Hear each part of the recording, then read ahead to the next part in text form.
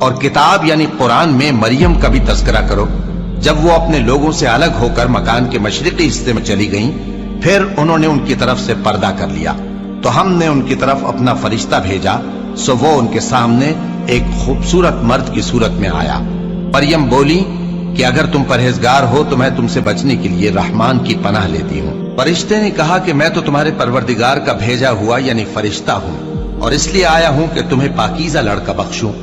مریم نے کہا کہ میرے ہاں لڑکا کیوں کر ہوگا جبکہ مجھے کسی مرد نے بطور شوہر چھوا تک نہیں اور میں بدکار بھی نہیں ہوں۔ فرشتے نے کہا کہ یوں ہی ہوگا، تمہارے پروردگار نے فرمایا کہ یہ مجھے آسان ہے اور میں اسے اسی طریق پر پیدا کروں گا تاکہ اس کو ہم لوگوں کے لیے اپنی طرف سے نشانی اور ذریعہ رحمت بنائیں، اور یہ کام مقرر ہو چکا ہے۔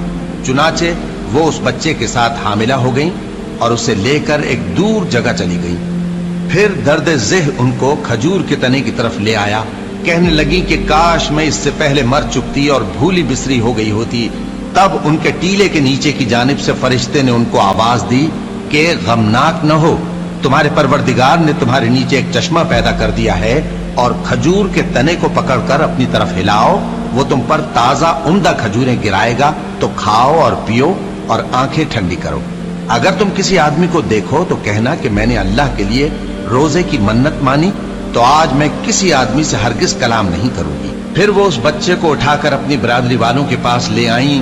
وہ کہنے لگے کہ مریم یہ تو نے برا کام کیا، اے ہارون کی بہن، نہ تو تیرا باپ ہی برا آدمی تھا اور نہ تیری ماں ہی بدکار تھی۔ تو مریم نے اس بچے کی طرف اشارہ کیا۔